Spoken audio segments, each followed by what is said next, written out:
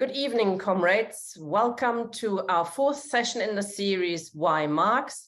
Tonight we're looking at capital. Not quite as easygoing as Communist Manifesto, which we dealt with yesterday. It's a bit tough going, no doubt about it, in the original German as well as the English translation. I've tried both. Most people give up at around chapter 3, and I'm no exception, I have to admit.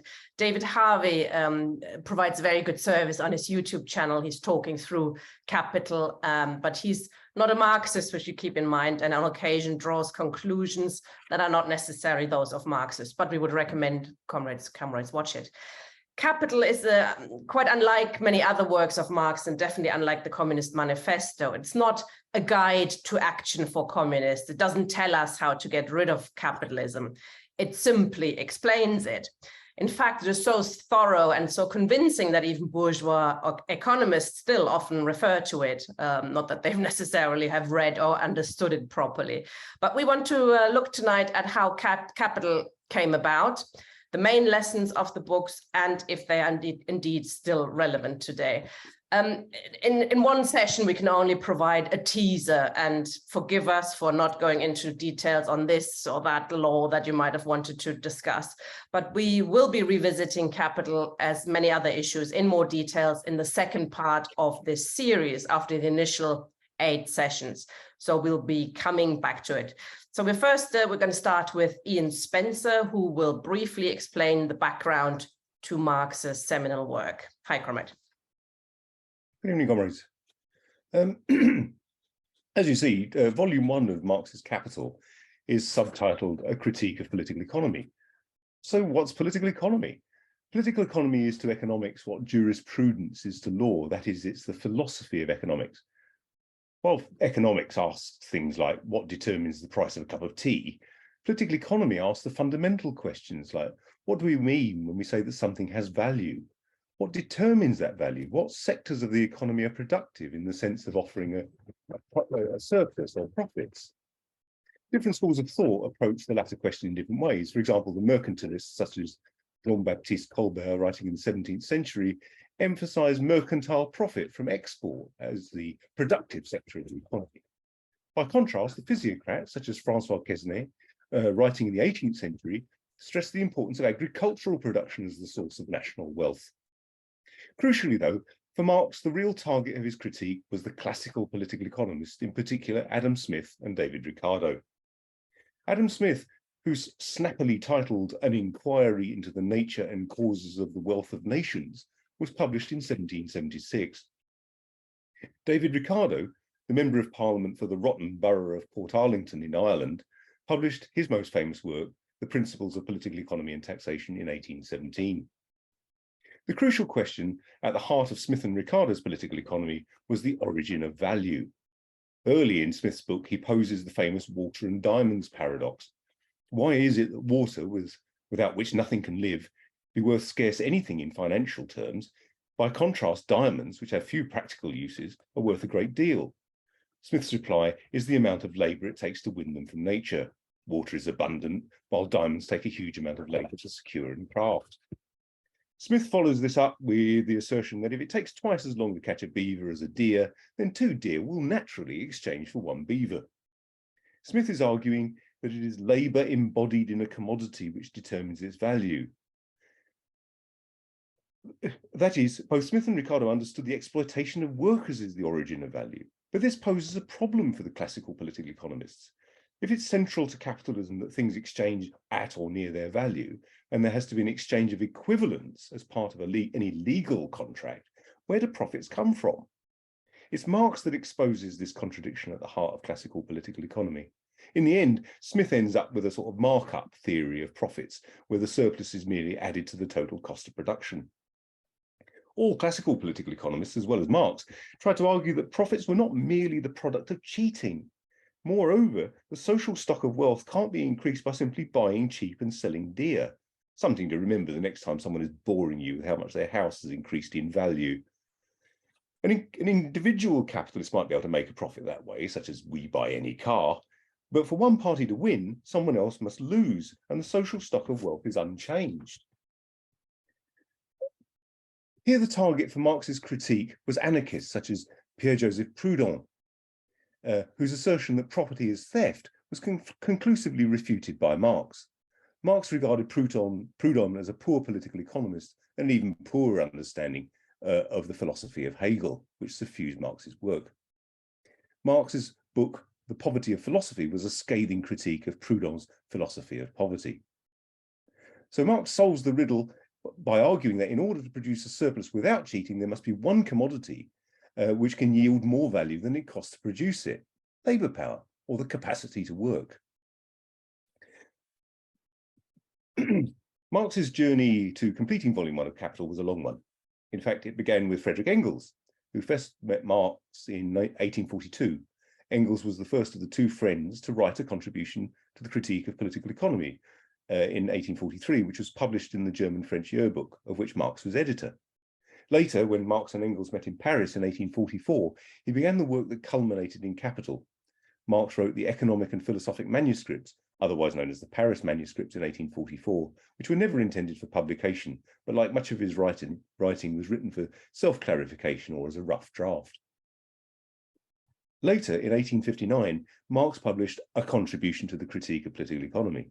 In this work and in the preparatory materials written in 1857 to 8, subsequently published as the Grundrisse, he asserts that the worker sells his or her labour. By the publication of Capital in 1867, this had clarified to the worker sells his or her labour power, that is, the capacity to labour. And with this distinction, he solved one of the contradictions of classical political economy. The capitalist buys labour power, the capacity to labour, in the way that you or I might buy a car, a commodity which, when consumed, yields transport. One doesn't buy transport, but potential transport in the shape of a car. Similarly, the capitalist buys labour power, a commodity which, when consumed, yields labour. The difference between labour power and all other commodities is it yields more value than it costs to produce it. So let's imagine that a capitalist pays £100 for a worker's labour power for a working day of 8 hours. However, the worker has produced enough commodities, let's say shoes, in 4 hours to be equal to £100. However, the contract between the capitalist and the worker is for an 8-hour day, and the worker goes on to produce another £100 worth of shoes for the second half of the day. No one is being cheated here. The worker's labour power has been bought for what it costs to produce it in terms of the value of the food, accommodation, and other things that the worker needs to live. The fact that the worker goes on to produce commodities worth more than his or her wage is the basis of surplus value and ultimately profit. This is also the basis on which the exploitation of labour is made opaque and mysterious. On the one hand, the capitalist and the worker freely enter into an employment contract. Therefore, slogans like a fair day's pay for a fair day's work are simply nonsense. All capitalists can claim to pay a fair day's pay. That's not the point. The extraction of a surplus from the proletariat appears to be based upon a freely entered into contract. You're not a slave or a serf. Under capitalism, all workers are free in law. In fact, they're so free, they're free to starve. Whilst the worker can formally work for whoever they want, they have no choice but to sell their one marketable commodity, themselves. The proletarian sells a commodity which cannot be separated from his or her physical person. You might have nothing else under capitalism, but you do have the right to work. What you don't have is the right to a job or to have your needs met. The nature of capitalism is that poverty is a necessary condition for the existence of wealth. Without the overwhelming majority of the population having only themselves to sell, the capitalist cannot make a surplus. So when unions haggle over the price of labour power, there is an acceptance of the exploitation of labour and the alienation of it. The aim of communism is the abolition of commodity production, including the commodity of labour power. On that basis, the communist society aims for the free creative labour of all. As is well known, only volume 1 of Capital was written for publication. The subsequent publication of Marx's preparatory materials, the Grundrisse, showed to anyone who thinks that dialectical philosophy derived from Hegel is a kind of add-on or incidental, it's just wrong. In a famous letter written to Friedrich Engels, Marx talked about how important it was to reread Hegel's logic in writing Capital. And it suffuses the work of both Marx and Engels. The original plan for Capital was to be in 6 volumes. This was laid out in Marx's preparatory writings in 1857. As we see here, volume 1 was to cover the production process, the circulation of capital, profit and interest. It was also to have volumes on landed property, wage labour, the state and the world market. By 1865-6, the form closer to the current work has taken the shape of 3 volumes. Volume 1 is concerned with the production process of capital, Volume 2 on the circulation of capital, and Volume 3, the process of capitalist production as a whole. At Marx's death in 1883, Engels was shocked to discover that Volumes 2 and 3 of Capital only existed in note form, and Engels spent much of his remaining years preparing these notes for publication, despite Marx's notoriously difficult handwriting. Engels himself had played an important role in the development of Capital. The two discussed every aspect of the work as it developed, and of course were supplemented by Engels' own researches, as well as his experience in the work in his work in the family firm of Ehrman and Engels in Salford. This led to the publication of The Condition of the Working Class in England. In addition, Engels supported Marx financially, both directly and indirectly, by writing articles and crediting them to Marx. Engels then was Marx's literary executor and died of laryngeal cancer shortly after the publication of Volume 3 of Capital. With the publication of Volume 1, Capital has given us the most important insight into how the capitalist system works and exploits labour. Ian, I think you've put something over your microphone. It sounds a bit like we're in a swimming pool. Thank you. Yeah. Yes. So what we're left with then is a method of understanding not only a science of society, but also of its transformation. Much of what passes for socialism today, such as the politics of Jeremy Corbyn, is based on the writings not of Marx, but of John Maynard Keynes, an economist wholly committed to the continuance of capitalism and the exploitation and alienation of human labour. Many of the preparatory materials for Capital were not published until long after the death of Marx and Engels. The Grundrisse was not available in German until 1939-41, and not in English until the publication of a Pelican paperback in 1973. Theories of Surplus Value, sometimes called the 4th volume of Capital, was published in an edited and partial form between 1905 and 10 by Karl Kautsky, and is regarded as more a reflection of the interpretation of Marx, of Kautsky's interpretation of Marx, than an accurate understanding of Marx's critique of the political economists. A full definitive German edition was not published in Mega until between 1977 and 1979. It became available in English in volumes 30 to 34 of the collected works between 1988 and 1994. A fuller discussion of the making of Marx's Capital was published by Roman Rozdolsky in 2 volumes in 1977. Bourgeois economics is the loyal servant of the ruling class. Its fundamental precepts are intended to obscure the exploitation of human labour as the origin of value and therefore profit. In Capital, Marx and Engels have left us with the most invaluable legacy for understanding not only the past, but also the present. Thank you. Thank you very much, comrade. Now over to John Holliday, and I'm going to share the screen for him. There you go. Hello. Thanks for that, Ian, and the background to the making of Marx's Capital, because I think it is always important to bear in mind that, you call them the previous works, but of course a lot of them are written before Capital. I think you referred to the Theories of Surplus Value as Volume 4 of Capital, but I think it was published before. It was written in the note form, I think something like 1863 or something. So it is very complicated. And that strikes me when you're reading all of Marx, really, that there's so much of it's in note form, translated at different times and different periods. And it's that's confusing. And even the 3 volumes of Capital that we've got are published or written at different times and very often in note form. For instance, Volume 2, large parts of it are written after Volume 3, so it's very difficult to get a sequence of events, but I think it's important to bear that in mind. And what it does point out to me is that Capital is an unfinished work. It's largely, lots of Marx's writings are in note form, which you sort of about him clarifying his ideas and developing his ideas in debates with other people. So I think, and throughout reading Capital Volume 1 or Capital Volume 3, he's going backwards and forwards between the volumes and to previous works that you've mentioned. Anyway, just on the topic, I've got this the short straw of talking about capital, I think, as a whole, as a volume, which is a very difficult subject. And I hope people will accept that I'm not going to be able to cover even Capital Volume 1 as a whole, let alone the 3 volumes. I hope people will also accept that this is just my point of view or my interpretation, because I think it is important when reading Capital. It's open to so much interpretation that it's very difficult for one person to come out with the definitive guide, apart from probably from Marx himself, and I doubt if even he could do it at times.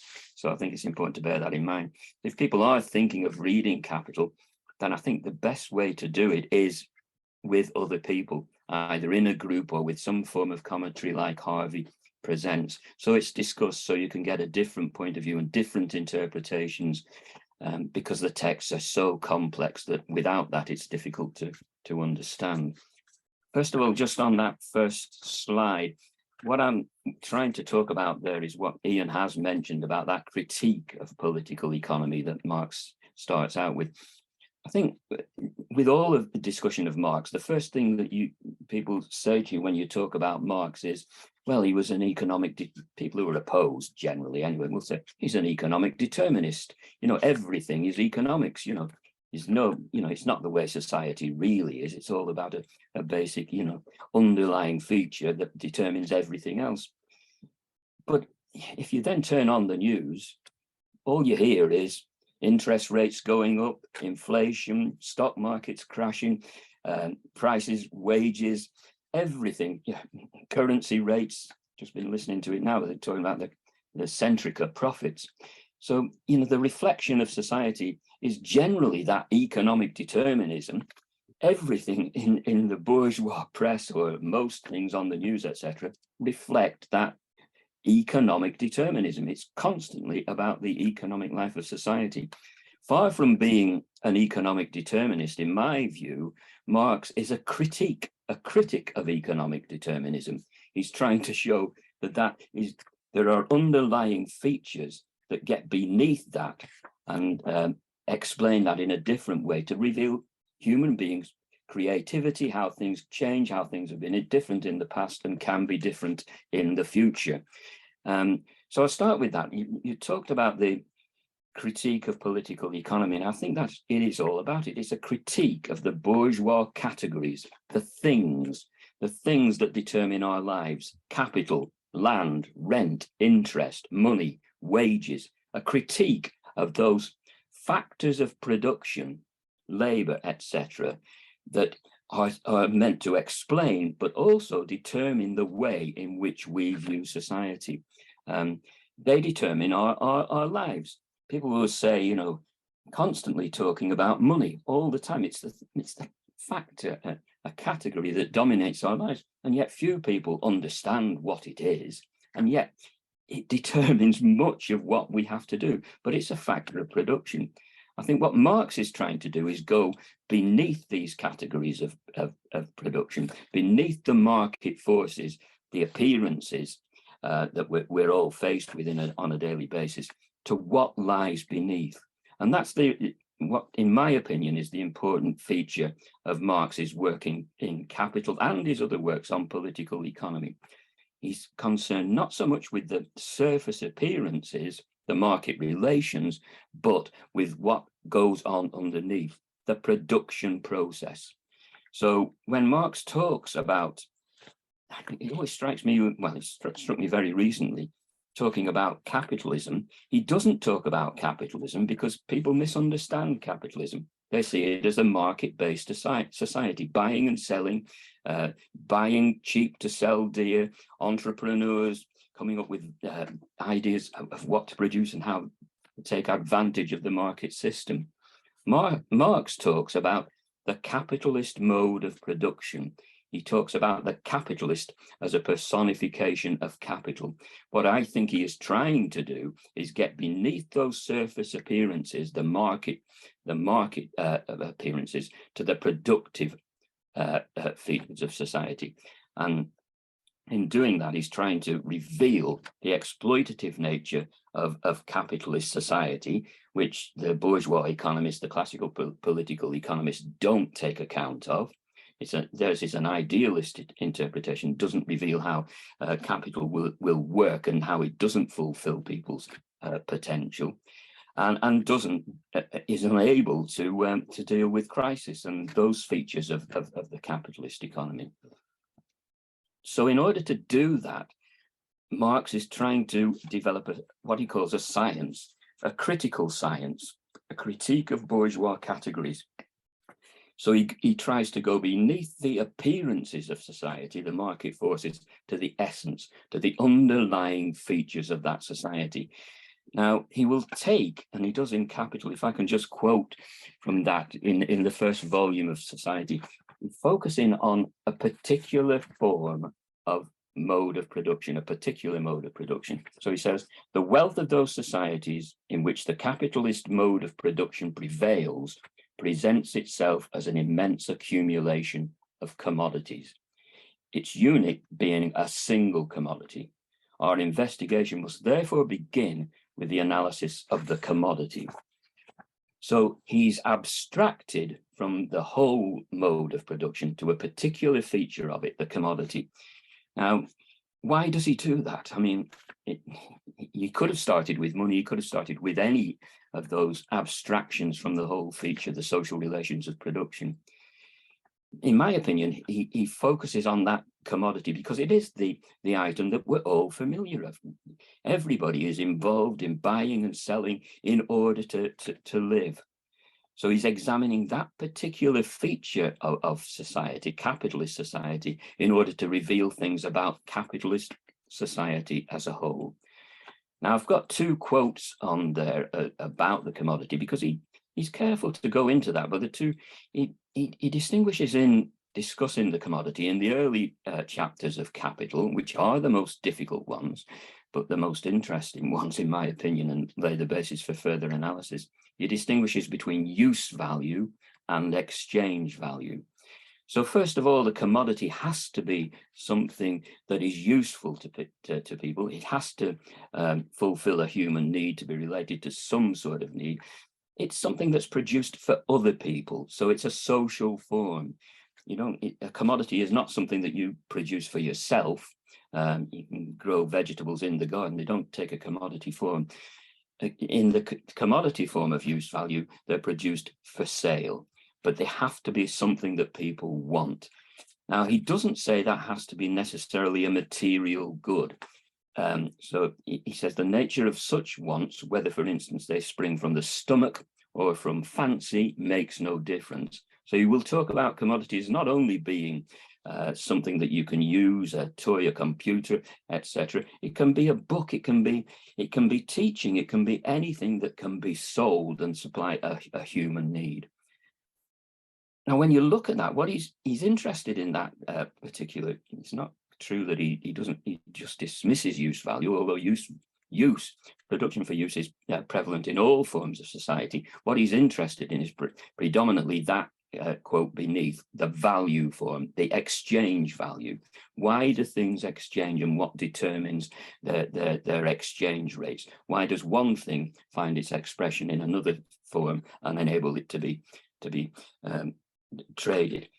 I think that I've highlighted there that not an atom of matter enters into its composition, because people continually said, and they're right, that Marx is a materialist, but his materialism is quite different than other forms of materialism.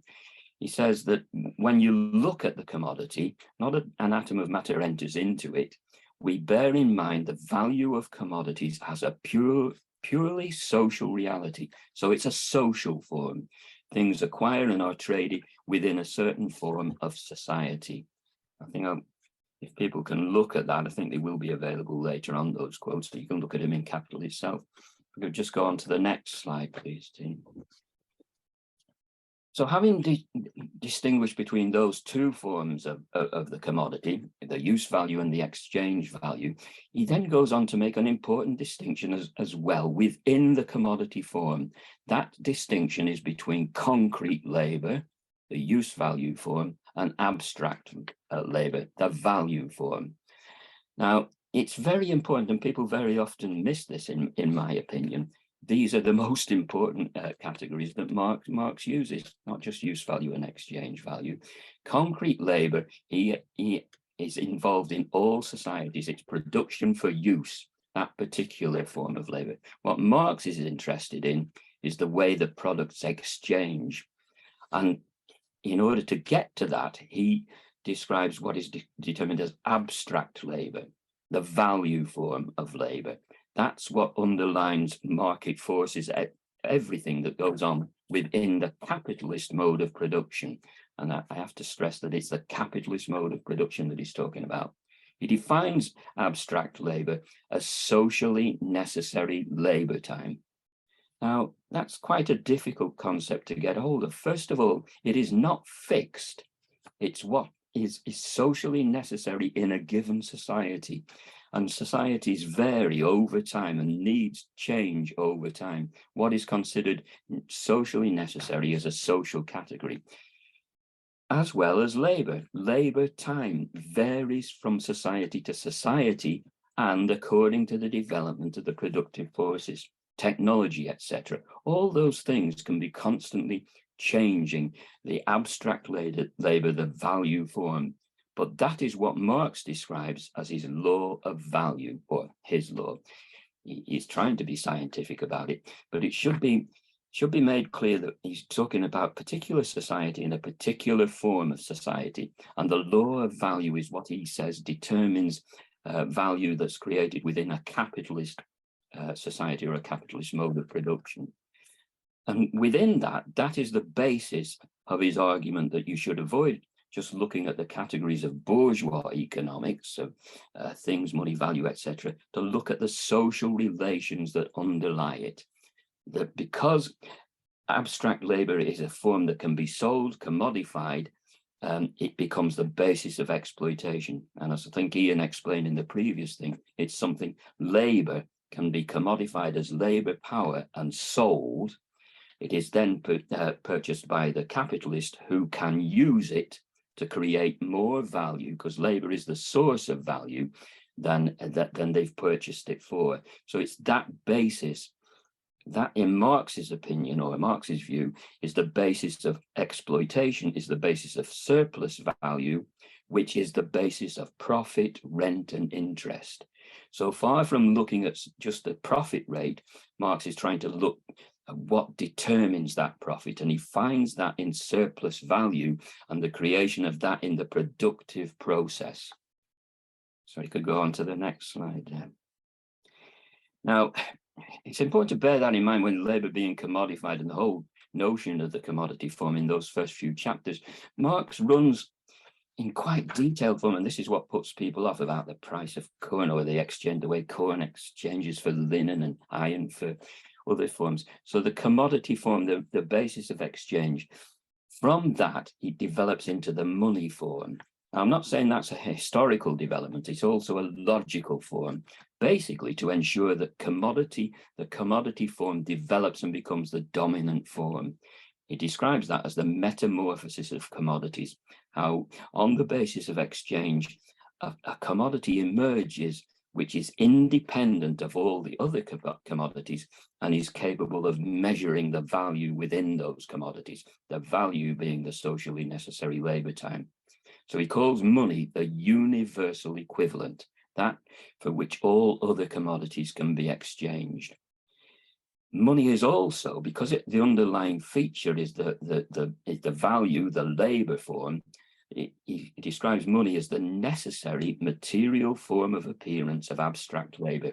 Quite a complex quote, but something that without that form, without that material form, you wouldn't be able to develop the commodity production necessary for a capitalist mode of production. A material form is necessary, and that takes the form of money. He goes on from that, which is very similar to that, but people confuse that. So is money the price form? So is price just the value of labor power? He says that, well, I've said it, price is the monetary form of abstract labor. We know that when you go to the market, everything is displayed in terms of shops or whatever you buy or sell. It takes the form, it's given a specific price. Now, that price is not necessarily the value, but it is an attempt to represent the value of the commodity. So it can differ. It depends on supply and demand. It depends on all sorts of features within society. And it's the monetary form, but it's a monetary form that has to be developed by the capitalist. In order to start production, they have to assess the form of the market, what is capable of being realized, what is capable of being sold. Now, they might not achieve that, so it's always an estimate. It's something around which the price of commodities develops. Okay, could you go on to the next? Now, as I say, I couldn't possibly cover everything within capital, and what we're talking about here is surplus value that can take different forms. Marx distinguishes between absolute surplus value and relative surplus value, and he distinguishes between the rate of surplus value and the rate of profit, and he does this in the various volumes of capital, which I say you can't describe, but it's important to take those into account. Before these volume 3 and volume 2 were translated and made available, people largely concentrated on volume 1 and said, you got everything you need within volume 1. To an extent, that is true. But it's also clear that as well as being produced within the productive process, surplus value is produced. It has to be realized. It has to be sold. It has to be capable of being sold in a monetary form, over and above the monetary form that was invested in it, in order to accumulate capital to start the process over again. Now, in that process, he describes that process largely in volume 2 of Capital, the different forms of capital and how the interlinking processes, the production of capital, the realization of capital, the reinvestment of capital, the accumulation of capital, largely in volume 2, which is very difficult to read because it's mostly in note form. Certainly not as well. Capital volume 1 isn't easy, but certainly not as intriguing as volume 1. Volume 3 is much better written, but he describes the different forms of capital. So we're not just talking about productive capital, which is covered in volume 1. He also talks about merchant capital, money capital, state capital, the different forms that capital takes, all with different laws, all responding to different rules, but all being based on that capital wage labor relationship, which enables those other forms of capital to develop and be involved in the production and realization of surplus value. Just finish. Well, I'll try and finish on this, on the way those particular forms of capital all interlink. So we have a total capitalist system, a totality of linking capitalists, not a simple thing. Now, all I want to do, and I'm sure I haven't done it at all successfully, is to say, well, the important thing about locating surplus value in the productive system is that notion of what is profit? Where does profit come from?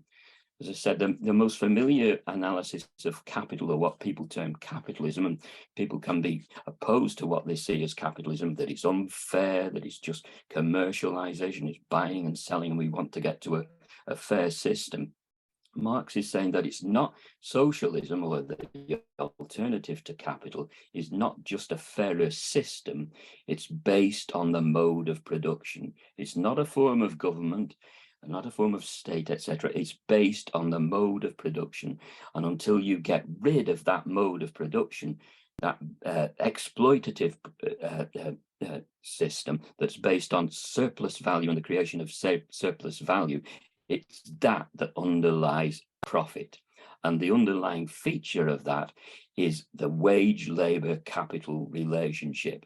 And without an abolition of that relationship, you can't get rid of capital and the exploitative nature of the system in which we live. Just to conclude with that, you read capital, people read it as though it's going to tell you what's happening. Some people read it in that way anyway, to determine the way capital is going. And to some extent it does that. But as well as being a critique and an analysis of the system, it's also an analysis of the ideas around that system. You can't separate the two things. So as well as being an analysis of the productive system, it's an analysis of the consciousness that enables that system to persist. That persistence of the commodity form, the money form, the wage form, and the capital form. So it's a critique not only of the system, but of the consciousness that upholds it. I'm sorry to have rushed through this, but I've got very limited time, so I've tried my best. Okay. Thank you very much, comrade. We talked about it last week as well with the Communist Manifesto, which is of course also touching on this issue and the question of communists should engage with all sorts of social movements and revolutionary movements and always mention the ownership question, and no matter how advanced that movement is or not, and always mention the necessity to talk about the means of production that are currently in private hands and should be in public hand, in common hand by the producers themselves, and that is in fact the root of all evil and not money as such. It's just a symbol that's been used. Now over to Rob Gould, also from the Socialist Theory Study Group, to discuss the relevance of the capital on today. I'm going to be looking at the relevance of capital to modern society. It's no small feat. As it's already been mentioned a lot, there's a huge amount in capital, and it's kind of hard to reduce it to something that's going to be covered in this time. There's a lot more that I could do to deliver this session with the clout it deserves. You've got to remember that Marx and Engels and other people around those two at the time conducted huge amounts of social research that kind of built the foundation of capital. I would say that we need a modern equivalent to that level of research and study into the social conditions that present us today to really talk about how relevant it is. I personally have been studying capital for at least 2 years, and cannot with good conscience say that I have extracted all useful knowledge from it. But do not be daunted. The journey into the logic of capital, that is to say, the mode of production, economics, and then the kind of money aspect, that you can embark on through the study of this book has proved invaluable to me for developing my own consciousness, and has fundamentally changed the way I look at the economic landscape. It's not a book that lays out the definition of socialism or attempts to define the nature of a communistic society. It's a cold hard look at the foundations of the bourgeois economic system and how those foundations shape the phenomena that happen within it and in turn dictate social relations. So as already has been mentioned, the relations within this structure are fluid, and I say that they move and change constantly. So Marx's examples from the real world, although no longer true, are no longer true today as they were then, but at no point does Marx deny that this change will take place. So why is it relevant? Social relation that Marx expands in Capital still takes place. We still live under a wage system. The laws of circulation still apply to the production of commodities, and there's still a severe difference in use value and exchange value that can be seen in every industry world over. It's a good quote here from Value, Price and Profit. The will of the capitalist is to certainly take as much as possible. What we have to do is not talk about his will, but to inquire into his power, the limits of that power, and the character of those limits, which I think sums up what he's trying to achieve in Das Kapital. He's looking at where the power comes from and and how that develops. So in the talk today, I'm going to look at commodity fetishism, which I think John alluded to, but didn't fully expand on. It's kind of a key theory from volume 1 that I'll explain a little bit about. And then we're going to look at surplus value in the modern economy and the financial sector in circulation. So commodity fetishism today then. So Marx's Capital distinguishes use value from exchange value. That is to say that they do not equate necessarily. He uses this to demonstrate how this obscures the exploitative social relation at the heart of commodity exchange. And commodity fetishism is that obscuring. It's the idea that the commodity has value within itself, and that hides the social relation that created the commodity. So we're going to look at a few examples in the modern economy of where this takes place. So as you can see from the picture, we have Prime, okay, which is a energy drink, really marketed at children, to be blunt. And it's a drink that you can't see from the image, but is being sold there for £20 in this picture. So, you know, its average price is £9 a bottle, but has the same nutritional value and content of a 50p price energy drink. All right. So, why is this inflation different? You know, why is there this bottle that can sell for this value as opposed to a 50p bottle? All right. And this is due to the kind of influence on the social value of Prime generated from social media, right? It's kind of a core concept of modern commodity fetishism, is that it's not necessarily about the product itself, but about how much buzz and hype you can create around the product before releasing it to market. Okay. Now this, you know, this shows that, you know, there is still a large element of commodity fetishism within modern society. And that it's accelerated a great deal since Marx's time. You wouldn't see something this inflated in the late 19th century. But now, thanks to various advancements within the marketing and the way that capital works, this level of fetishism is now possible.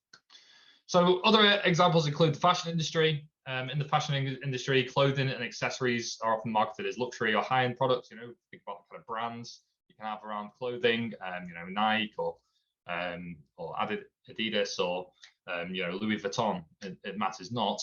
You know, they are marketed as high-end luxury products, but the reality is they have, you know, usually less labor time imbued within them. So this adds on the kind of idea that surplus value maybe isn't only extracted from the productive process, but also from everybody else involved in the marketing of a product. You know, you could have, you know, the whole marketing team, the advertising team, the PR team, all these kind of contributing layers to a final commodity, all working for wages, all having surplus value extracted, which then in turn leads to a final price that differs from the reality. Another example would be in the technology industry. So, you know, if we look at mobile phones, we know that they are increasingly becoming kind of outdated in a much quicker time. Companies will now create demand for products via, you know, advertising and, you know, gimmicks rather than actual use value. And, you know, companies may release new versions of their products with only minor changes to previous versions, but they market them as cutting edge and essential, leading customers to believe that they need the latest product to keep up with the latest trends. So again, this is this idea that you know, it shows that there is this social relation behind commodity. A commodity, the exchange value is inflated by that social relation. So moving on. Surplus value in the modern economy. So the theory of surplus value as being the basis of profit has a significant weight in the modern world. So if we look at the highest grossing company, if we look at Amazon, you know, we can associate that with you know, kind of equally poor labor standards. You know, so there's still a large degree of surplus value extraction going on within the current world economy. So surplus value theory really provides a framework for understanding how workers are exploited in capitalist societies. In the modern economy, workers continue to create surplus value through their labor, but the mechanisms of exploitation have really become more complex and diverse. So, for instance, I've included a picture of a Deliveroo driver as a kind of feature, a nod to the gig economy that we see. So that changes the way that surplus value is extracted. Not fundamentally, but its appearance is different. And I think that's kind of what the relevance is that the underlying theory of surplus value remains true, but the specific examples become changed.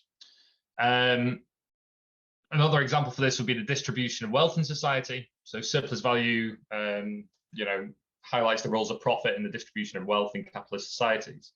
But in the modern economy, the concentration of wealth is getting into an increasingly small number of individuals, and corporations this has become increasingly pronounced.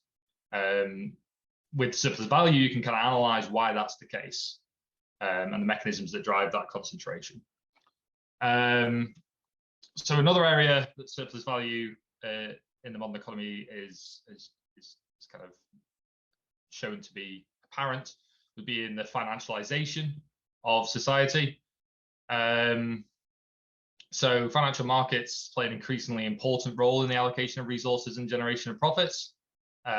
Surplus value theory really provides a way to understand the relationship between financialization and the production of surplus value, and to analyze the way in which financial markets kind of distribute those forms. So, you can see that financialization becoming a bigger part of the current analysis of the economy can relate to the kind of idea of international surplus value extraction. So last area we're going to look at is the financial sector and circulation. Capital is constantly seeking to reduce turnover time, and this is mentioned extensively in volume 3. So, that explains a lot of the kind of modern developments we've had in the workplace. The fact that, online shopping is a wonder for this. It can instantly transfer your money into the hands of a capitalist, an individual of one nature or another, and receive your product after the fact you paid for it. So we have a turnover time that is incredibly reduced in the modern society, and there's extensive writings about how capital seeking to do that in volume 3. So the financial sector kind of comes into the fore in this area as it provides credit for both consumer and for entrepreneurs, for businesses.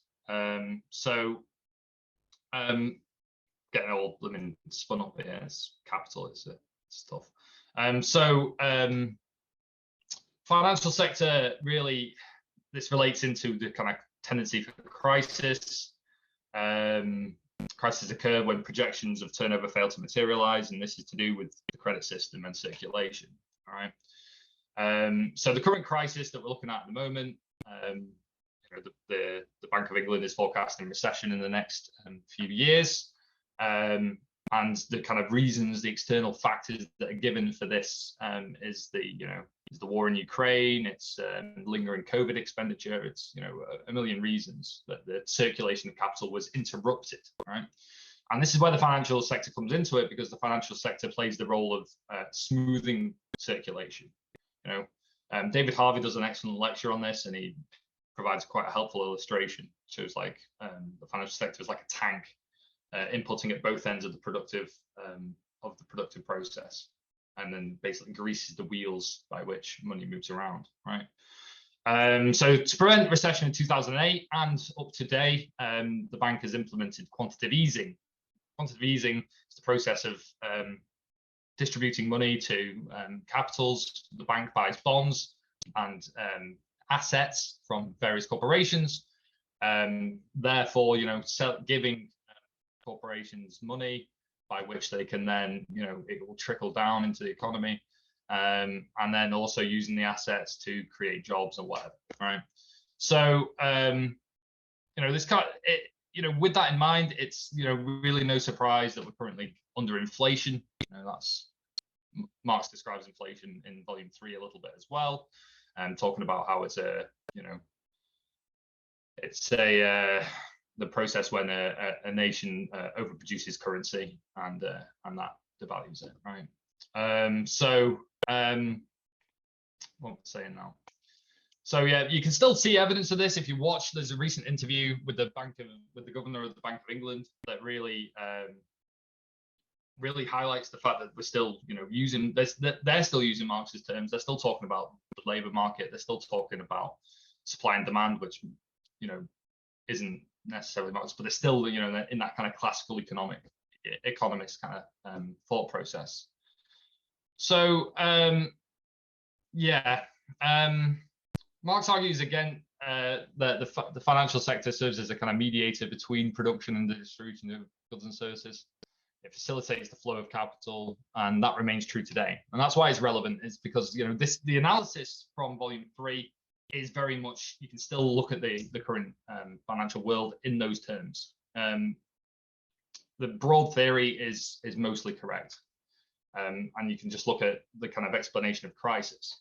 It's important to note, and I don't think John mentioned it, but crisis isn't necessarily a loss for all capitalists.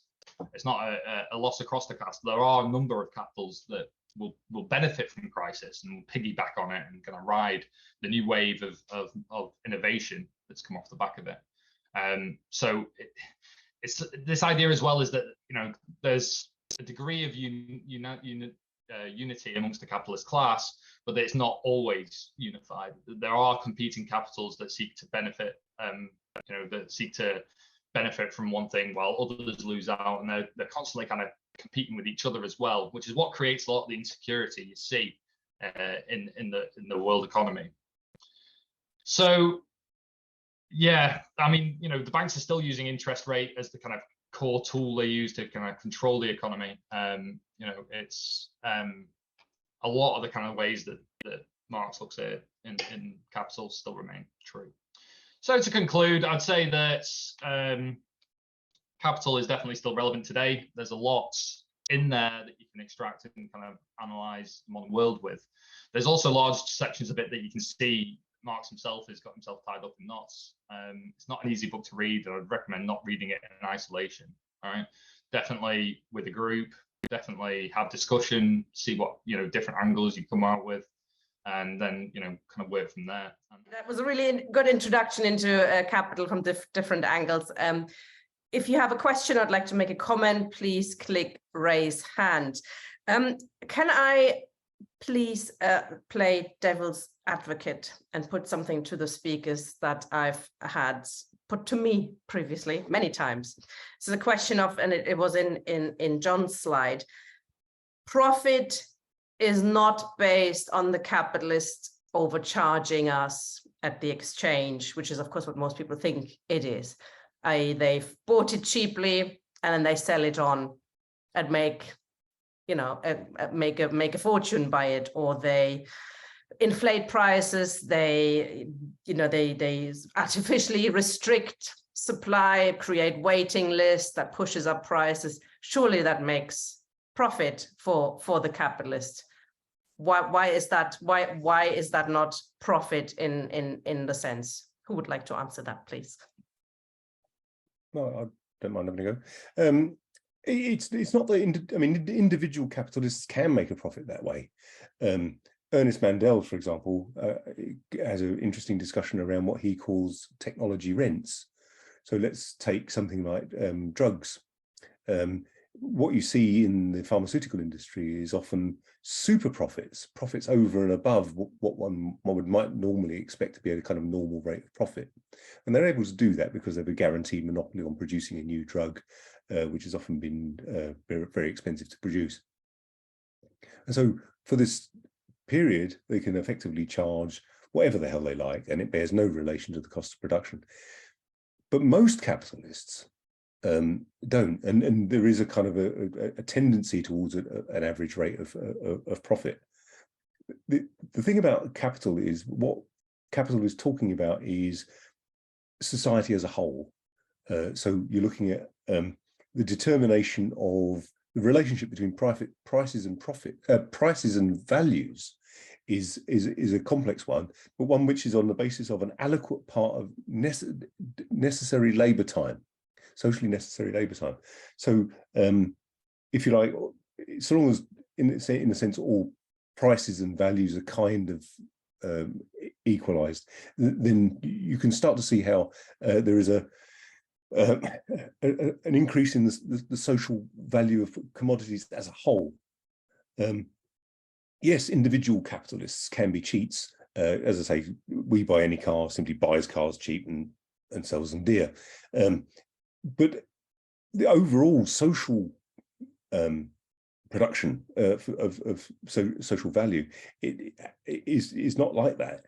The origin of value is in that embodiment of socially necessary labour time in commodities. Finance capital, for example, is in a sense a parasitic form of capital. It doesn't actually create any new value at all. In a sense, it sucks value out of the system. and you know, it's one of the things that you can see at the heart of the splits in the contemporary Conservative Party, which has largely been hijacked by finance capitalists of one sort or another, and the way in which the tendency has been to deindustrialize because of an understandable fear of the proletariat, and effectively therefore export those jobs to other parts of the world where the proletariat can be more easily controlled.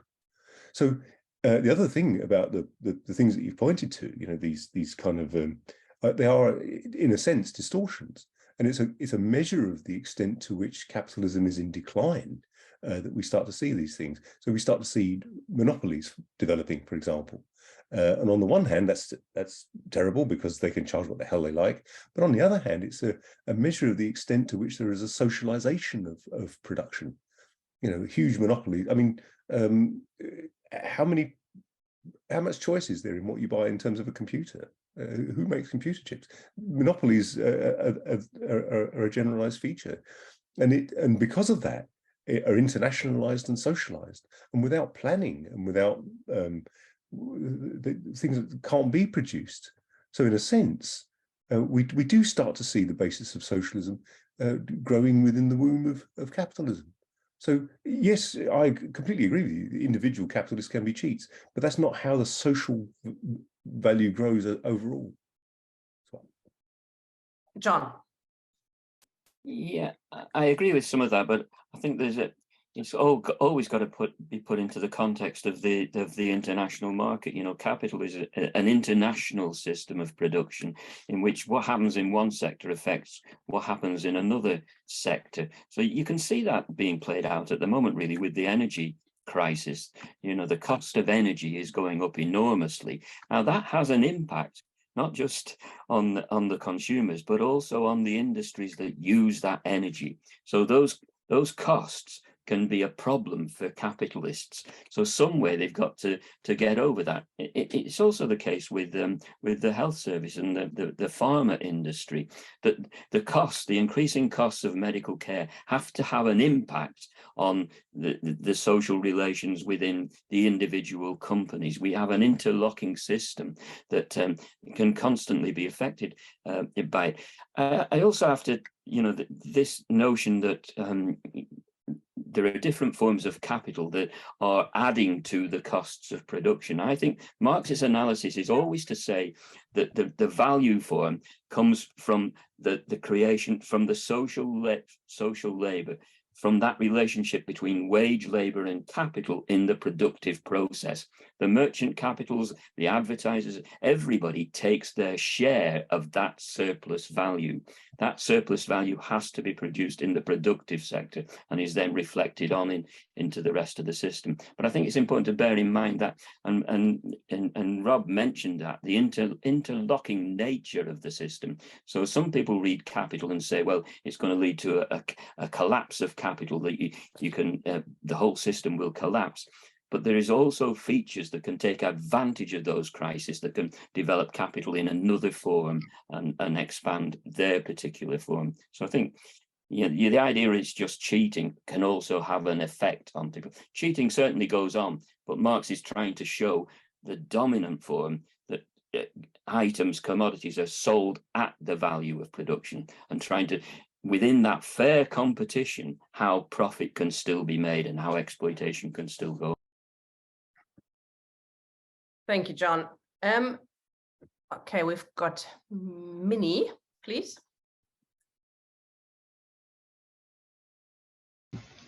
Hi, thanks to all the speakers. That was really interesting and difficult job, especially John summarizing those three capitals. Just scratching the surface, obviously, but thank you. I wanted to say I did click through to some of the reading today. Just give me a second. I read, was it Freddie Perlman's piece on, let me just get it, commodity fetishism. Very long essay, essays on Marx's theory of value. I found it fascinating, really interesting. And it was sort of dialectic and a bit like Marx wrote, in the way that he brought other political economists and economists in and just discussed them, play them off against each other.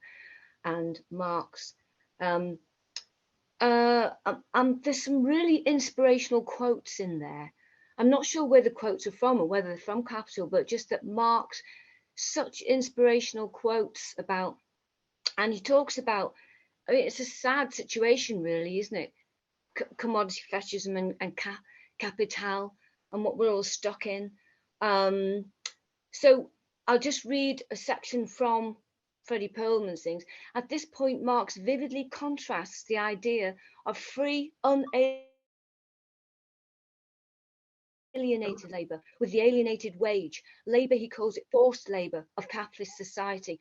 Under the quote from Marx now, under the presupposition of private property, my individuality is externalized to the point where I hate this activity, only a forced activity imposed upon me by external and accidental necessity, and not by an internal and determined necessity. My labour, therefore, is manifested as the objective, sensuous, perceptible, and indubitable expression of my self-loss and my powerlessness. I thought there's some great pieces of writing in there. I just wanted to read. I've been inspired, and this is only a minute and 10 seconds. This is about capitalism, and it's a series of haikus. It's what I call a haiku tower. It's a poem. So it's called Owned, and it's about what Rob was talking about, really, fulfillment centers, Amazon. Let's take Amazon for an example. Just this is what capitalism is like. Owned, and about capitalists and those workers. It's a shelf life now, as those 0-hour zealots up exploitation. Fulfillment centers, alienation for all, our imprisonment. Warehouses stack walls, and communal apartheid collects our ruin. Machines to command timed divisions of labour, a spied-on ratchet. Market battery, make weights for dipping toast in, the pickers picked. Scammed in survival, small producers can't compete, the turf war's being won. Impossible dreams, us patted down by adverts to ghost live our lives. Social relations, material with branding, their cash dispenser.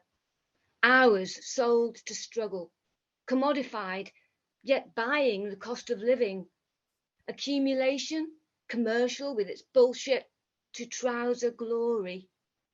They reckon us up, but disregard the masses. Are we not many? Organised people, prime numbers for comeuppance, solidarity. I've got one more, it's only a minute. This is called, I just get it now. Oh, no, this is, just get it, 1 minute, 10 seconds. It's called On the Stump, or Fucked One, F1. So it's written with Formula One sort of on the stump. Capitalism, routine with roundabout lives, we are its wage slaves. In the dodgy jam of car crash economics, mobility jars. Embarked on work's wheels, and yet the dogged skid marks of competition. Burned by tire treads, our endeavours and efforts, roadkill for profit. Our rights in reverse, we're lost to the win-win stakes of wheeler dealers. In a double dip, they propaganda pit stops to smear the workers. Media murder, doubtless death by snobbery, inroads to taras. Clamped down by finance, their interest is our compound, and class structure kills. As their driving force, while they steer us to arrears, we lay the tarmac. How they've revved us up, always in pole position for revolution. With people's power, we'll have what's ours and shape a public climate. Okay, that's it. Thank you, Minnie. A bit of poetry. Ian is next. I think your camera is not working. Is that right? Yes, it still seems to not be working on the computer. Yeah, I just put a couple of things in the chat that yeah, you invited me to to come on, so I'll just feed them into the meeting fully as questions. I thought it was very interesting, Ian's introduction on how Marx solved the contradictions of classical economics with the insight on labour power being the one commodity that yields more value than it costs to produce. And that really seemed to me to get to the heart of how the economy emerges out of life, out of our animate life as opposed to inanimate objects in terms of the way other commodities are, and potentially at least centres the importance of the social reproduction of labour and the women's question, and how sometimes people say that Marxism doesn't have anything to say about that, but actually that these questions about the family and the reproduction of labour, as well as just the surplus value, the value involved in keeping the individual worker body and soul together day to day, would be part of that. And while it's the specific capitalist swindle of surplus value was what's obviously described in Capital, clue being in the name, it does seem to apply to the surplus and therefore class in general, of which capitalism's only the latest, hopefully the last. But in some ways, this swindle seems therefore the most normative version of the swindle of the surplus, because of the way you described it as not necessarily a con in that way, but an obfuscation. Whereas in a previous class society, you might be a prisoner of war who's forced to be a slave, or a serf living on the land with the lord riding into town. But in a way, although it's the last form, it also seems to go back to how it could be swindled in the first place. I just wondered what you thought about that. I know I'm trying to read out and then further explain what I put in the chat, and I understand it's a bit dense. Just lots of, kind of had a light bulb moment in my head when you mentioned that one particular bit, so I wanted to feed in that about that. And then a much quicker couple of questions. I think Ian's already answered, because of what I was thinking about the surplus question. Does Capital say anything about the historical development of capitalism from past forms of class society? I think you said in the chat in response to that, yes, it does. And controversially, perhaps, could it have been conveyed in the message of Capital volumes 1 to 3 in full, if shorter and more accessible? And I think Ian McPherson's answer to that, which makes it sound almost literary in points, in parts, and its examples very apposite, seems to put my mind at ease a bit about that, because I must admit sometimes I think reading the 3 volumes I want to read it. I had a bit of fun with comrade Rob about the first part of one of his last sentences in the chat. I suggest you don't read it except in groups, which might be a better idea than just the first part of that. But yeah, I want to read it, but sometimes I did worry that the 3 volumes, could it just become repetitive or extremely technical? And it sounds not to, but yeah, if you could say something about that, the emergence of the surplus from the conditions of our human life, and grounding of economics and first principles almost of humanity, would be good. Thanks. Thank you, Ian.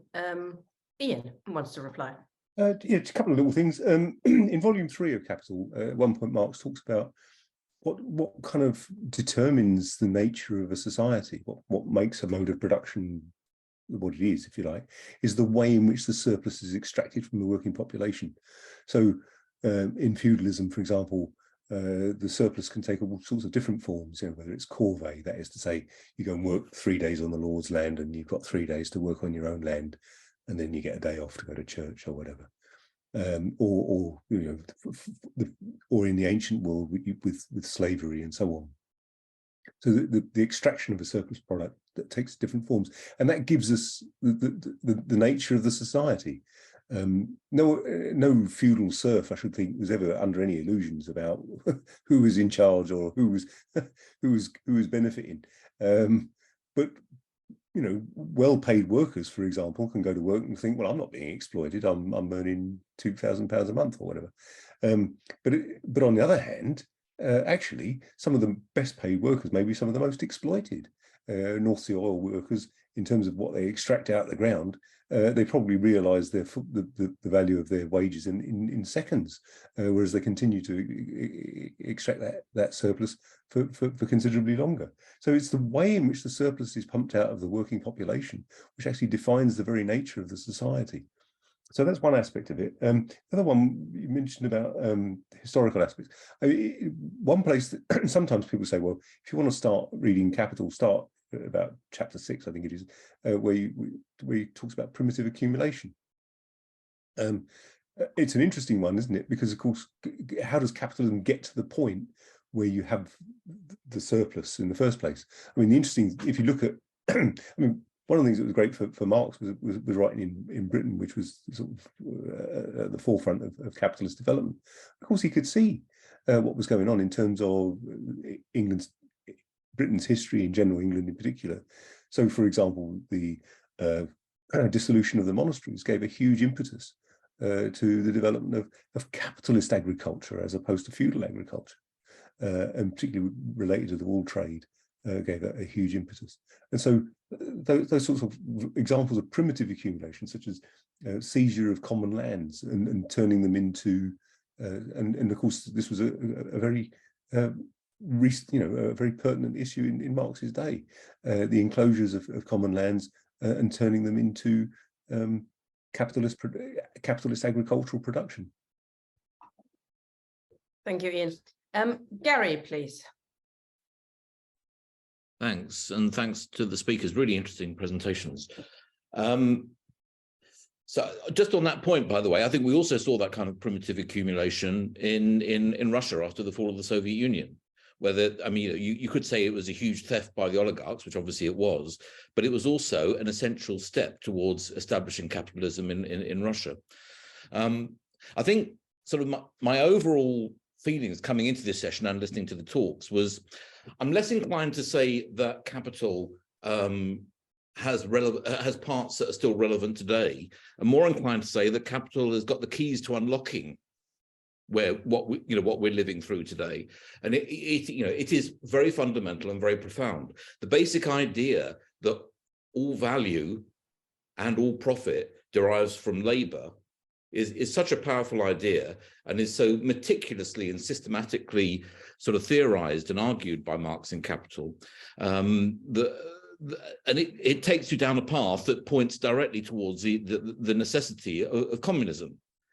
The distinction between abstract labor and concrete labor that I think John was talking about in his introduction is a really interesting one, because when Marx is trying to root value in labor, there's a problem in doing that, which is that the labor involved in producing a roll of cloth is very different from the labor involved in producing a coat, right?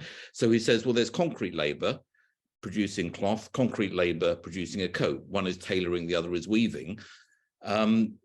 In order to, we have to have a unit that can be common across all labor. So we have to postulate, right, an abstract notion of labor that is a kind of a basic, I guess, a basic kind of unskilled labor that everything else can be seen as multiples of. And that way you're able to turn the amount of labor in each commodity into a standard unit to be able to derive the value. And I think that's just a really good example of how difficult capital is to read, because it's very difficult stuff to work through, even in the first chapter, but also how powerful and meticulous it is in creating an understanding of the economy.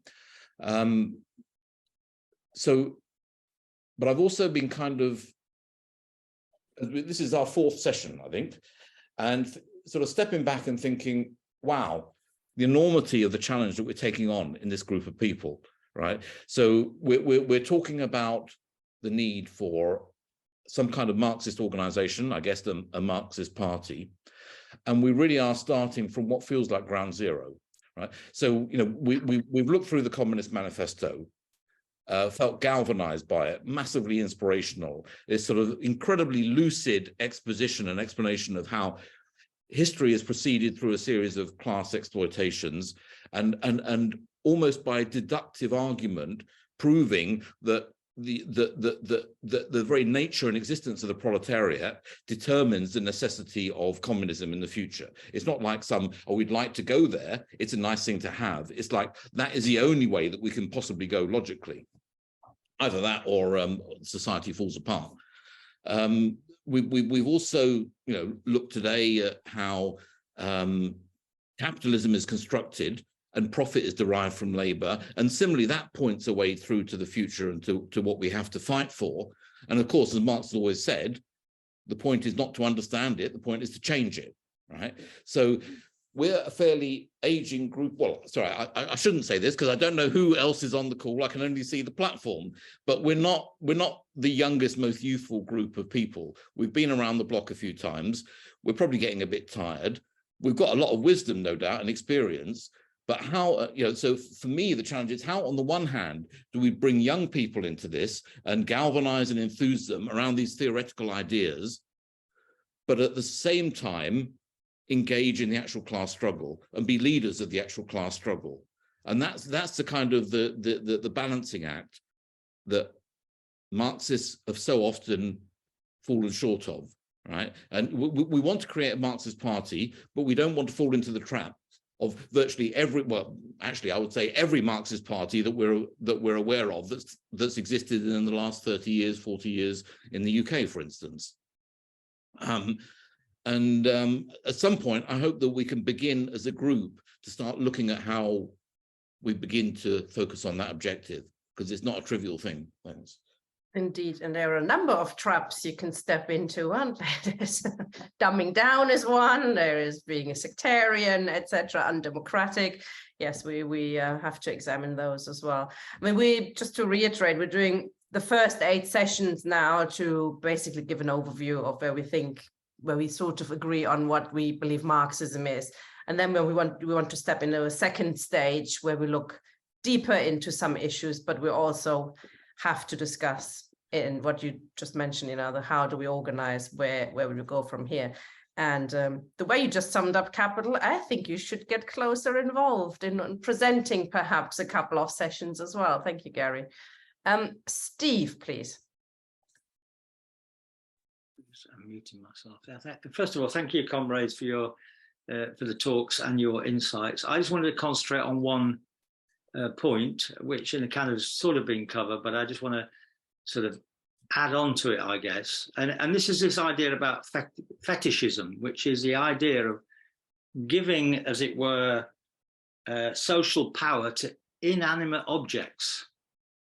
So like money appears to be a thing, like it's a pile of notes, a pile of coins. In fact, I've got some in my purse. I keep looking in there to see if it's doing anything while I'm sitting there. It doesn't seem to have said anything or done anything, but it seems to be massively powerful, this money thing.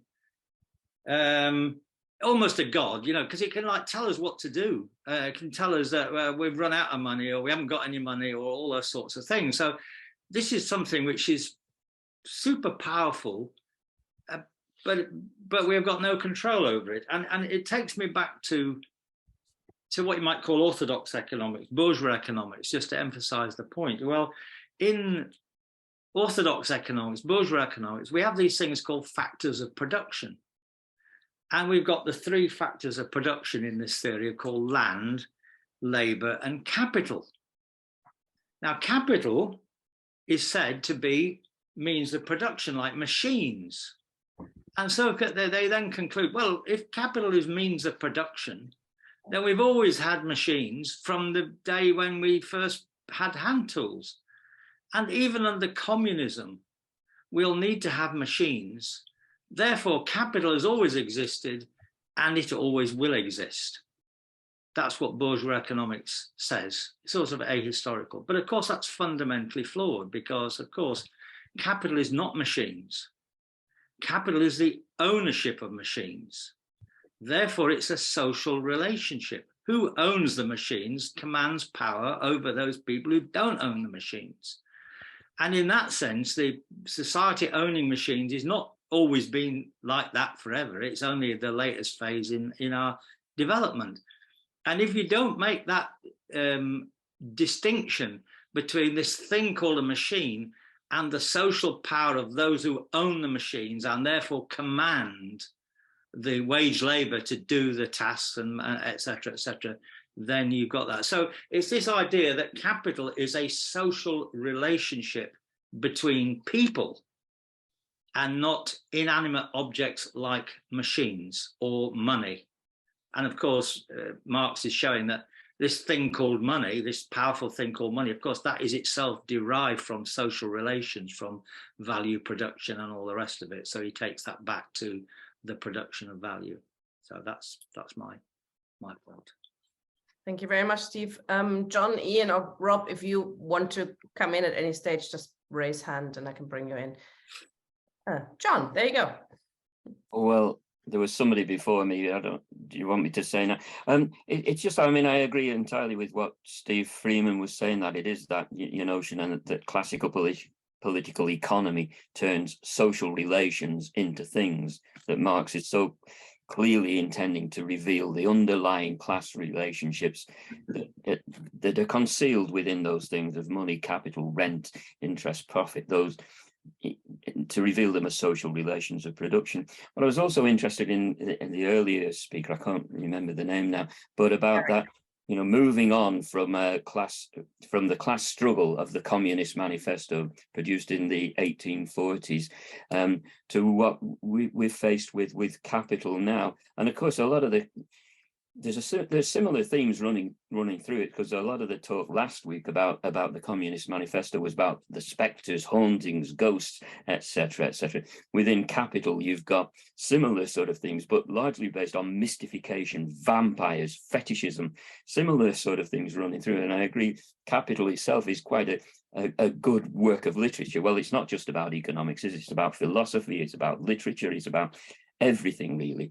But just the way Marx was moving on from the Communist Manifesto, it always strikes me that what he's talking about, the class struggle in the early days of capital, it hadn't properly expanded to cover even the most of Europe. What he's examining in capital is the domination of capital.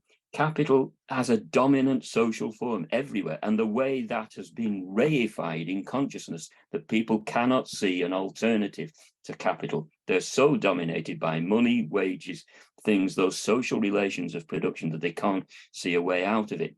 So in terms of, you know, widening the audience, I think that's the fundamental role that capital can play, because it is an attempt to demystify, to break down that reification, and to create a communist consciousness that can envisage a different form of society that has the potential to emerge from this form of society. It's getting that message across. But what concerns me in a way is a lot of people on the Marxist or the left tend not to read capital. They read the class struggle, they read the Communist Manifesto, they read the class struggles in France, etc. And there's a consciousness that develops on the class struggle in itself and how to take power, etc. But with very little attention paid to the mode of production, that crucial area that Marx is trying to analyze. To me, you can't really be a Marxist unless you read Marx and unless you have some understanding of capital. And that's what I hope this organization that's developed would encourage, that sort of development, to actually start reading some of those underlying features, including capital in all its volume. Yep, thank you, John. Last person to have the hand up is Diana. If anybody else wants to come in, please click raise hand now. Hi, Diana. Oh, hi. Is the microphone working okay? I've got a different one this time. Okay. Yeah, well, I was just the commodification had me thinking of it, reminding me of an issue which is really important, hardly ever gets mentioned, and it's related to what Ian was referring to a bit about use of agricultural land and commodification of food production, and that's getting that's accelerating more and more. Land being bought up by corporations, but worse than that is the pushing of genetically modified organisms, genetically engineered seeds and farm animals. Well, I put quite a bit in the chat about it, but what that does is that that means that the corporations own patents to seeds and animals, and also that stuff is actually not safe to eat. It damages the growing stuff. It damages the land. And the exploitation of labor is corporations effectively pay for academic scientific research. So they're paying for, there needs to be research into agriculture, crop development for all sorts of reasons. But when you get the corporations paying for that, so the researchers or the exploited labor producing the genetically engineered organisms for these for the corporations to make money from. Not sure what else I needed to say about that. There's a lot I put in the chat about it anyway, so that's why I thought I'd draw attention to it. The thing was it's Marx was actually concerned about environmental ecological issues, so that relates to that. But we've just had there's legislation going through Parliament now, making it legal to grow genetically engineered crops here. I think it may have been legal anyway, I'm not sure, but that's been heavily pushed. But worse than that, it's being made legal to sell this stuff for human consumption in supermarkets and other outlets, without the fact that the stuff is genetically engineered being labeled. At the moment it has to be labeled, but legislation is now going through saying that it doesn't have to be labeled. I've put links into info in the chat. So thank you, comrade.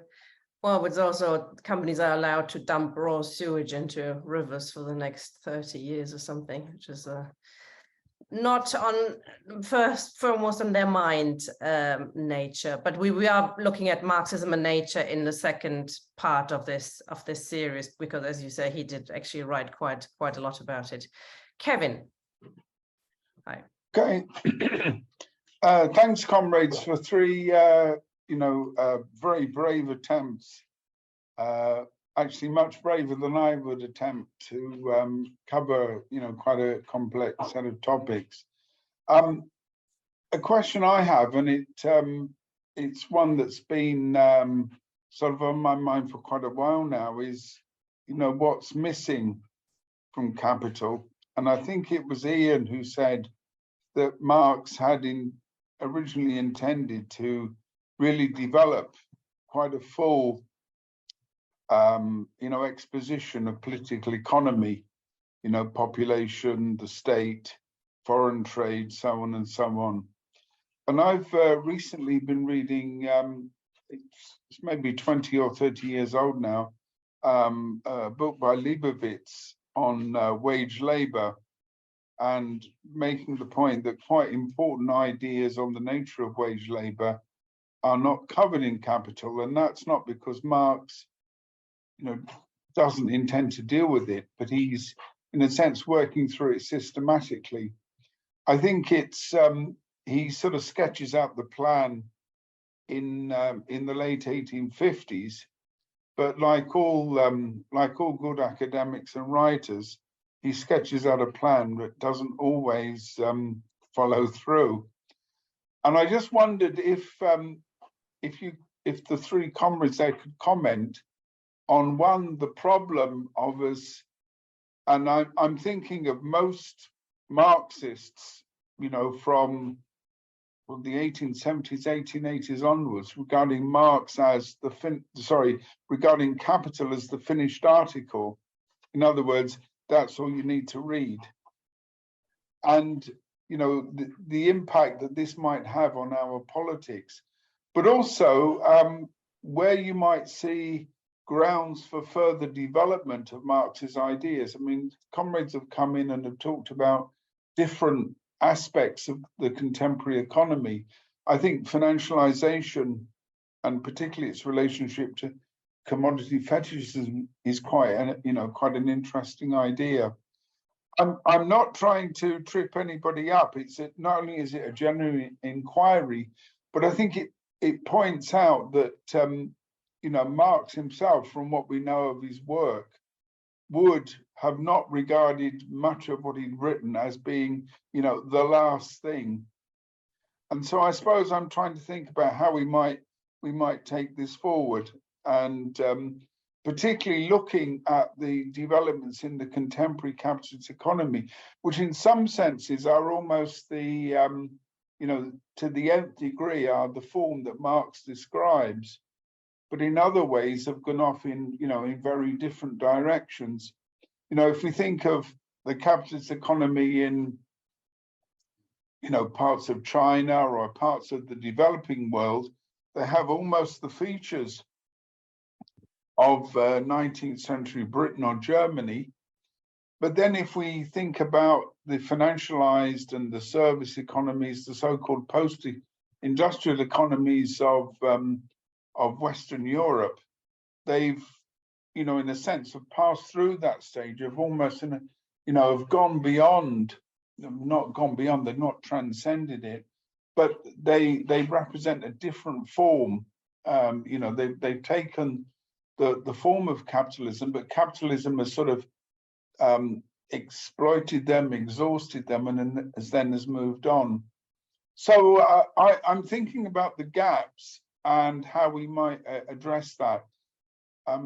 I don't have any answers, but I wonder if comrades could maybe, think about how we might approach that. But, I'd like to thank the three comrades for, some very interesting talks and also quite a good discussion. I thought you were volunteering to write an updated version of Capital, maybe, Kevin. Okay, we've got nobody else with their hand up, so I suggest that we are using this as a summing up, and I suggest to take comrades in the opposite order than they did earlier. So starting with Rob, then John, and then Ian. Yeah. I was just really, I'll put my hand up at first to kind of come back to Kevin on like what is missing from Capital. And you're right, it is this kind of up-to-date analysis of the developments in Capital since the time of Marx. And yeah, I agree with the kind of idea that we're seeing a lot of the theories in Marx kind of expanded to the kind of nth degree in the kind of modern economy.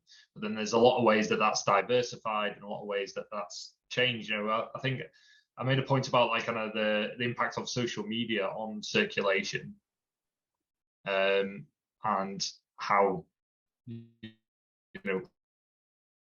how that kind of contributes to commodity fetishism. That's a whole idea that could be excluded, expanded more. Our labour time does not really afford us much opportunity. Oh, sorry. That's all right. Yeah. No, I was just saying. Yeah. Our labour, our labour really excludes us from being able to really do to the fullest degree. We don't have an Engels sat on a factory floor in the same way that we once did. Although there are plenty of Marxist academics out there, but we need to I think there needs to be that kind of level of social interrogation that Marx carried out to really progress forward. I'm not sure where it would come from, but I think, you know, that's something we need to discuss in future meetings, really. So to sum up, really, I still think capital's relevant. I think we're, you know, John and Ian have, you know, much sounder theoretical understanding than I do.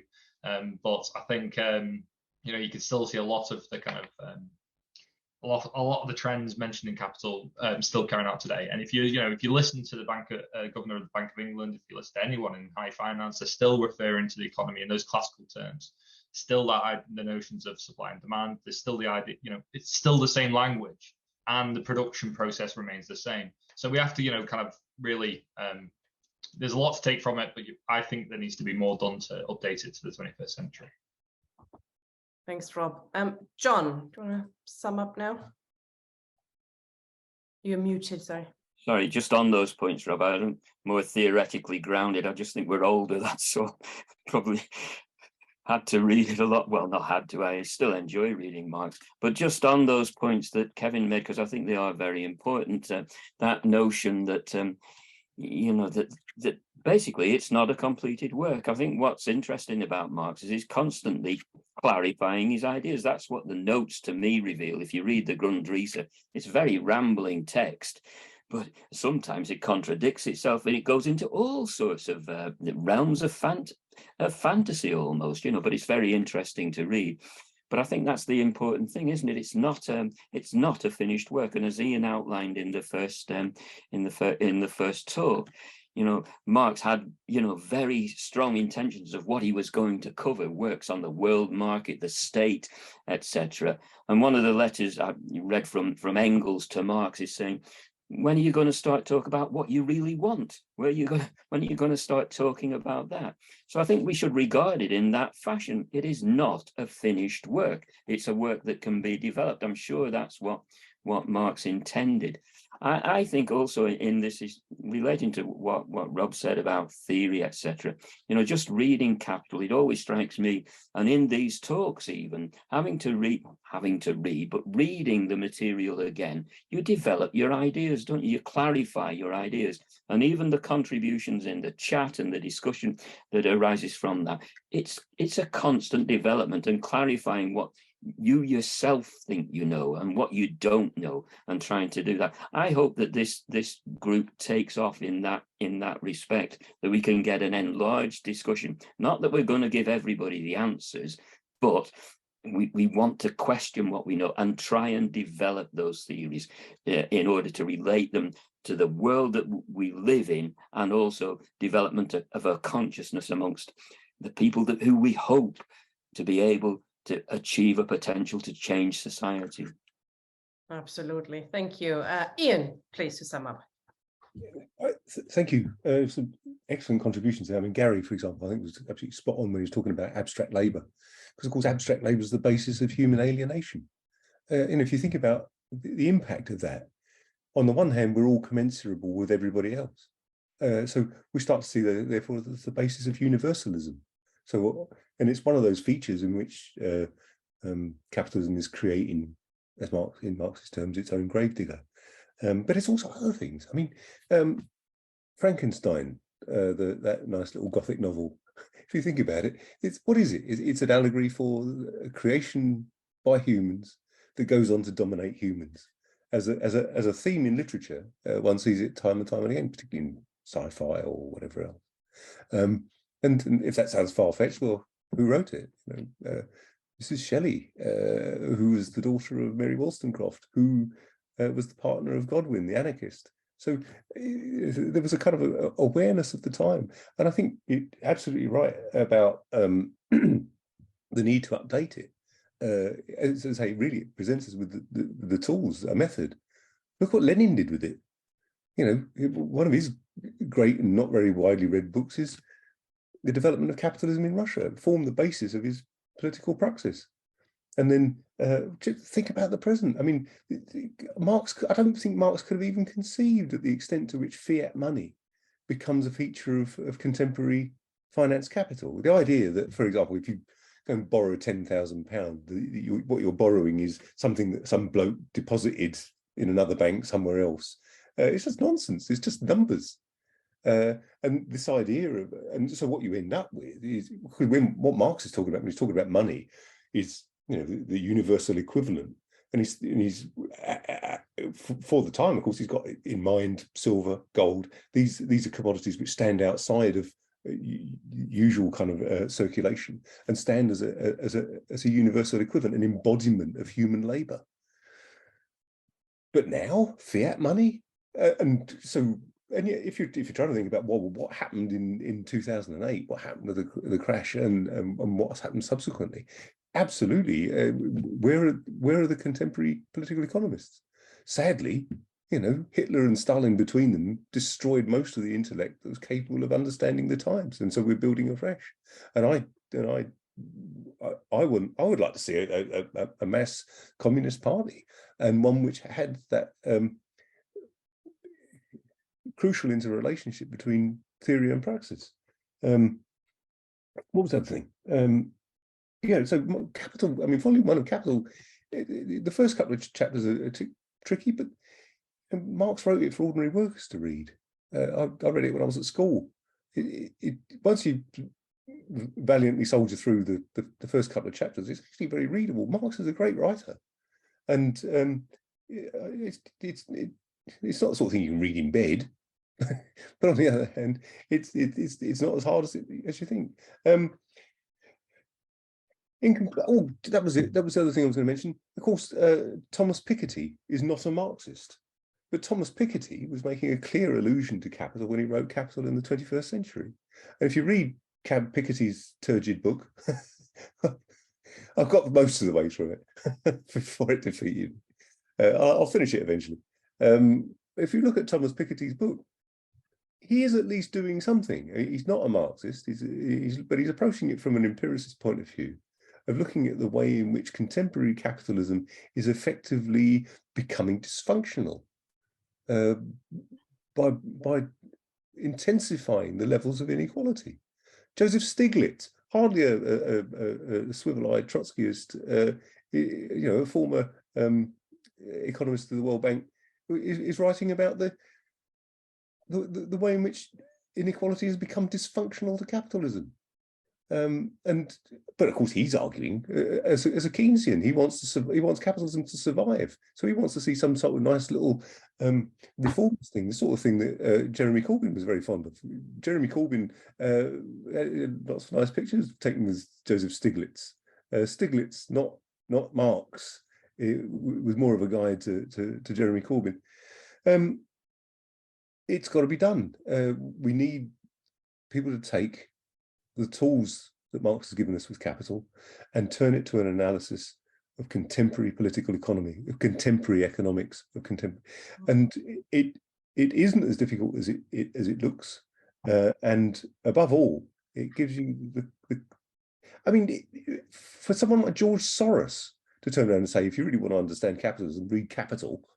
It should alert us to something. The bourgeoisie are starting to recognise that actually there were some valuable insights into there, which might have avoided the crash of 2008 if any of them had bothered to read it. So yes, it's an unfinished work, and but we're early days here. I'm going to semi-retire next year to concentrate on communism personally. But then, I'm creaking on a bit now. I'll be 62 in April, so there we go. But I'm not dead yet, so. Reaching zenith. Very good. We're looking forward to your retirement, Conrad, so you can dedicate all your time to this series. Thank you very much, comrades. I thought it was brilliant introduction discussion around some of the aspects of capital. I think there's both Kevin and Ian made some good, very important points there. This is rather than the finished, answering every single question about, how capitalism isn't developing, etc. Marx has given us tools and a method that we can use to carry on demystifying what capitalism is doing in order, of course, to overthrow it. We're trying. We will revisit capital again in the second sections of this series. in a future number of sessions. We'll also be looking at Marxism and nature, Marxism and the state, Marxism and democracy, etc., where we can go a bit further into more details. Comrades, thank you very much for joining us tonight. Next week, we'll be looking at the working class. Does it still exist, or has it changed entirely? Atomization, etc., etc. See you next week, comrades. Good night.